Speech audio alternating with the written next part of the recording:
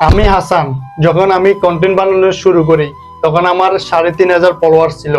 এখন আল্লাহর রহমতে আমার ফলোয়ার ৯,৫০০। এর মাঝখানে আমি কন্টেন্ট বানানো শুরু করি, কন্টেন্ট বানাই, ব্লগ বানাই। এর মাঝখানে অনেক কিছু শিখেছি, অনেক কিছু বুঝেছি এবং অনেক কিছু হারিয়েছি এবং অনেক কিছু পেয়েছি। এর মধ্যে আমি যেটা সবচেয়ে বেশি উপলব্ধি করেছি, যখন ভিডিও বানাতাম তখন অনেক সময় দেখা যেত ১,০০০, ২,০০০, ৩,০০০ও ভিউ হতো, কিন্তু বর্তমানে ভিউ একবারে নাই বললে চলে। এখন ২০০ ভিউ হচ্ছে না, টানে টুনে ২০০ ভিউ হচ্ছে না, ৩০০ ভিউ হচ্ছে না। আমি এটা জানি যে সাগরের কিন্তু জোয়ার আছে, বাটার আছে।